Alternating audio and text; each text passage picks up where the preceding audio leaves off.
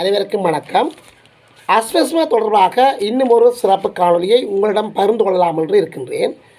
இந்த அஸ்வஸ்மா 2ஆம் கட்டம் தொடர்பான பணிகள், அதாவது பதிவுகள், 2ஆம் கட்ட பதிவுகள் கால நீடிப்பு செய்யப்பட்டிருப்பதாக ஒரு மகிழ்ச்சியான செய்தி வழங்கப்பட்டிருக்கின்றது.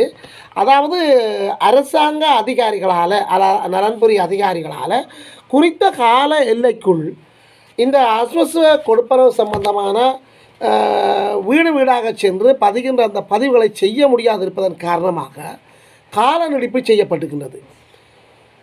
எனவே எல்லோரையும் உள்ளடக்கியதாக இந்த அஸ்வஸ்வக்கு தகுதியான எல்லாரையும் உள்ளடக்குவதற்கான பதிவுகள் குறிப்பிட்ட ஒரு கால எல்லைக்குள் செய்ய முடியாதன் காரணமாக கால நீடிப்பு செய்யப்பட்டிருப்பதாக ஒரு செய்தி வெளிவந்திருக்கின்றது. இதைவிட பாடசாலை மாணவர்களுக்காக வழங்கப்பட போகிற உதவி திட்டங்கள் சம்பந்தமாகவும் இன்னொரு செய்தி, இந்த 2 செய்தியையும் விரிவாக பார்ப்போம்.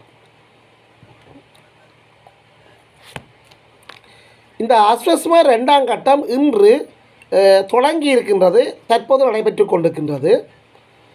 இந்த கொடுப்பனவுக்கான பணிகள், பதிவுகள், 2ஆம் கட்டத்தின் எண்ணீட்டு பணிகள், கணிப்பீட்டு பணிகள் மற்றும் பாடசாலை மாணவர்களுக்கான உபகரணங்கள் வழங்குவதற்கான கொடுப்பனவுகள் என்பன ஆரம்பிக்கப் போவதாக இன்றைய காணொலியில் நாங்கள் விரிவாக பார்ப்போம்.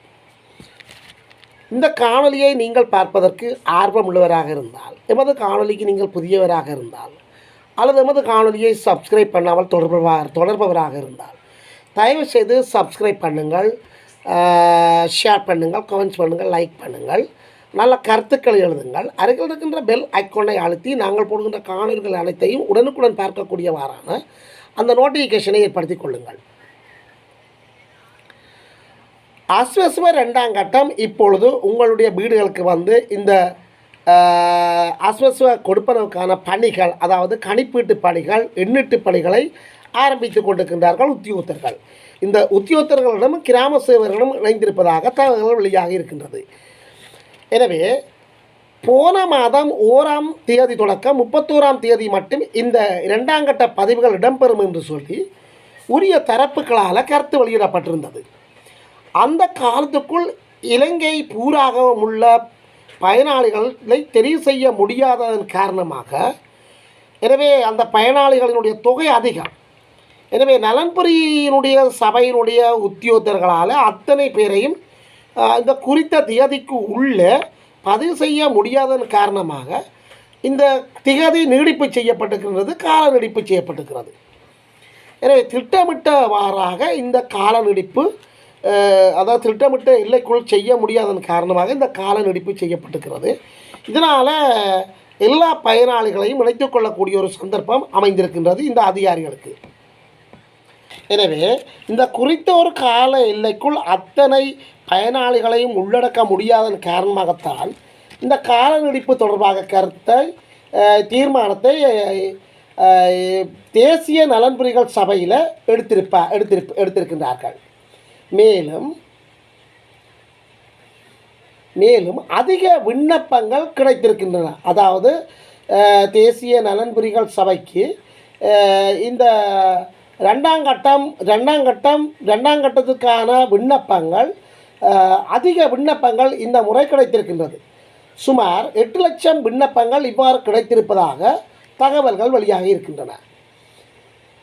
மக்களின் இந்த அதிகரித்த விண்ணப்பங்கள் காரணமாக குறித்த கால எல்லைக்குள் அவர்களை அரச உத்தியோகத்தர்களாலும் கிராம உத்தியோகத்தர்களாலும் குறித்த ஒரு கால எல்லைக்குள் பதிவு செய்து உறுதி செய்ய முடியாமையால் கால நீடிப்பு செய்யப்பட்டிருக்கின்றது.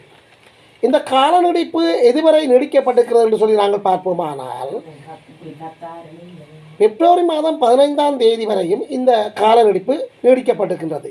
இதுவும் முடிவல்ல, நீடிப்பு இன்னும் நீடிக்க வாய்ப்புகள் காணப்படுகின்றது. இந்த இடத்தில்தான் மக்கள் குழப்பம் அடைந்திருக்கின்றார்கள்.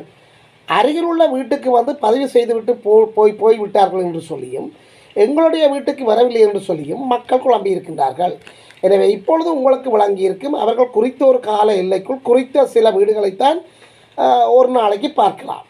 எனவே மறுநாளோ அல்லது இன்னொரு தினத்திலோ அல்லது இன்னும் சில நாட்களிலேயோ உங்களுடைய வீடுகளுக்கு வந்து உங்களுடைய பதிவுகளையும் எடுக்கக்கூடிய சாத்தியக்கூறுகள் நிறையவே இருக்கின்றன. எனவே நீங்கள் அச்சப்படவோ கவலைப்படவோ வேண்டிய அவசியம் இல்லை. இது ஒரு அரச சேவை. மக்கள் பிரச்சனைகளை அவர்கள் தட்டி கழிக்க முடியாது. எனவே மக்கள் பயம் இல்லாமல் இருங்கள். உங்களுக்கும் அந்த அஸ்வஸ்வ தகுதி இருக்குமாக இருந்தால் உங்களுடைய வீடுகளுக்கும் வந்து அவர்கள் அந்த அஸ்வஸ்வை பதிவு செய்யக்கூடிய சாத்தியக்கூறுகள் இருக்கின்றது. எனவே மக்களை சென்று பதிவு செய்ய வேண்டும். எனவே கால தேவை இருக்கின்றது. உங்களுடைய பதிவுகள் கூட அதில் இடம்பெறும். நாளிற்கான குறிப்பிட்ட தொகையான மக்களை சந்திப்பதற்கு ஒரு குறித்த நாளிற்கான மக்களை சந்திப்பதற்கு குறித்த உத்தியோகத்தர்களால் நேரம் ஒதுக்கப்பட்டிருக்கின்றது. மிகுதி மக்களை அடுத்தடுத்த கட்டங்களில் அவர்கள் உங்களுடைய வீடுகளுக்கு வந்து உங்களுடைய பதிவுகளை அவர்கள் மேற்கொள்ளக்கூடியவாறாக இருக்கும். அடுத்தது பாடசாலை சம்பந்தமான பாடசாலை மாணவர்களுக்கான உபகரணங்கள் பெறுவது தொடர்பான வவுச்சர்கள் எப்போது என்று சொல்லி எதிர்பார்த்து கொண்டிருக்கின்றீர்கள். எனவே இந்த வவுச்சர்கள் தற்போது பல இடங்களில் பலருக்கு கிடைத்துவிட்டது. இந்த மாதம், அதாவது 2ஆம் மாதம் 5ஆம் தேதி தொடக்கம் இந்த வவுச்சர்கள் வழங்கப்பட்டு கொண்டிருக்கின்றது. சிலருக்கு வழங்கப்படவில்லை. அதுவும் வழங்குவதற்கான நடவடிக்கைகள் இப்பொழுது எடுக்கப்பட்டு கொண்டிருக்கிறது. அதாவது காலக்கிரமத்தில் அனைவருக்கும் இந்த வவுச்சர்கள் வழங்கப்படும். தகுதியுள்ள மாணவர்கள் அனைவருக்கும் இந்த வவுச்சர்கள் காலக்கிரமத்தில் வழங்கப்படும். தகுதி இல்லாதவிடத்து தான் அவர்களுக்கான இந்த வவுச்சர்கள் கிடைக்காத சந்தர்ப்பங்கள் இருக்கின்றது. பலர் இந்த வவுச்சர்களை இப்பொழுது பெற்றுவிட்டார்கள். பலர் பெற்றுக்கொண்டிருக்கின்றார்கள். இன்னும் பலர் பெறப்போகின்றார்கள். 3000 ரூபாய் பெறுமதியான இந்த வவுச்சர்களை தற்போது பெற்றுக்கொண்டிருக்கின்றார்கள். இந்த வவுச்சர்கள் 2 வகைக்குள் அடங்குவதாக கூறப்படுகின்றது. 3000 ரூபாய் வவுச்சர், மற்றது 6000 ரூபாய் வவுச்சர். 3000 ரூபாய் வவுச்சர் இவர்களுக்கு காலணிகள் வாங்குவதற்கு. 6000 ரூபாய் வவுச்சர்கள் என்னத்துக்கு என்று சொன்னால் இவர்களுக்கு பாடசாலை புத்தக பைகள் மற்றும் அவர்களுடைய சீருடைகள் மற்றும் புத்தகங்கள், எழுதுகோள்கள் போன்ற இதர கருவிகளை வாங்குவதற்கான 6000 ரூபாய் வவுச்சரும் அவர்களுக்கு வழங்க உள்ளதாகவும் செய்திகள் வெளியாக இருக்கின்றது. அஸ்வஸ்வ பெறுகின்ற பயனாளிகளுக்கு இந்த 3000 ரூபாய் வவுச்சரும் 6000 ரூபாய் வவுச்சரும் வழங்கப்பட போகிறது. இந்த பயனாளிகள் தவிர்ந்த ஏனைய அஸ்வஸ்வ கிடைக்காத ஆனால் வறுமை கோட்டுக்குள்ளே இருக்கின்ற பயனாளிகளும் கிராம சேவகர்களுடைய உறுதிப்படுத்தலோடு பாடசாலைக்கான விண்ணப்பங்கள் அங்கே அனுப்பப்பட்டிருக்கின்றது. இங்கும் ஒரு பிரச்சனை இருக்கிறது. அதாவது 300 மாணவர்களுக்கு படிக்கின்ற பாடசாலைக்கு குறைவாக உள்ள மாணவர்களுக்கு தான் இந்த பாதனைகள் வழங்கப் போகின்றார்கள். இந்த வவுச்சர் நான் முதல் சொன்ன மாதிரி 2 பிரிவாக வழங்கப் போகின்றார்கள். ஒன்று 3000 ரூபாய் வவுச்சர், இன்னொன்று 6000 ரூபாய் வவுச்சர். எனவே இங்கும் அஸ்வஸ்வ பயனாளிகள் தவிர்த்த ஏனைய பயனாளிகள், அந்த ஏனைய பயனாளிகள் என்று சொல்கின்ற போது அவர்கள் 300 மாணவர்களுக்கு குறைவாக இருக்கின்ற பாடசாலைகளில் தங்களுடைய பிள்ளைகள் படிக்கின்றவர்களாக இருக்க வேண்டும். அந்த சந்தர்ப்பத்தில் அந்த பிள்ளைகளுக்கு இந்த 2 கொடுப்பனவு கிடைக்கக்கூடிய சாத்தியக்கூறுகள் இருக்கின்றது. எங்கும் பிரச்சனை இருக்கின்றது.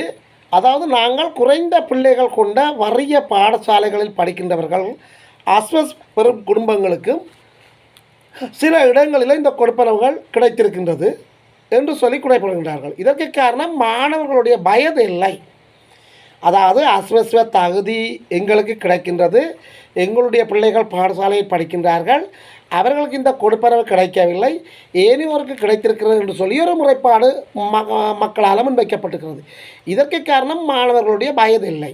குறித்த வயதுக்கு கீழ் இருந்தாலும் குறித்த வயதுக்கு மேல் இருந்தாலும் அந்த மாணவர்கள் இந்த கொடுப்பனவுக்குள் உள்ளடங்க மாட்டார்கள். அவர்களுக்கு இந்த 3000 அல்லது 6000 ரூபாய் பெறுமதியான வவுச்சரோ கிடைக்கக்கூடிய சாத்தியக்கூறுகள் இல்லை. எனவே தகுதி இல்லாதவர்களுக்கு தான் இந்த சந்தர்ப்பம் இருக்கின்றது. எனவே தகுதி உள்ளவர்களுக்கு காலக்கிரமத்தில் அது கிடைக்கக்கூடிய சாத்தியக்கூறுகள் இருக்கின்றது. எல்லாமே இருந்தும் கிடைக்காதவர்கள் பாடசாலையில் பதிவுகளை மேற்கொண்டிருக்கலாம். இதனால் அந்த பாடசாலை ஊடாக அதை பெறலாம். ஆகவே இந்த கொடுப்பனவுகள் யாவும் இம்மாதம் 10ஆம் தேதி கொடுக்க வேண்டும் என்று சொல்லி கூறியிருந்த போதும் அதன் பின்னர் கூட இவற்றை வழங்கக்கூடிய சாத்தியக்கூறுகள் இருக்கின்றது.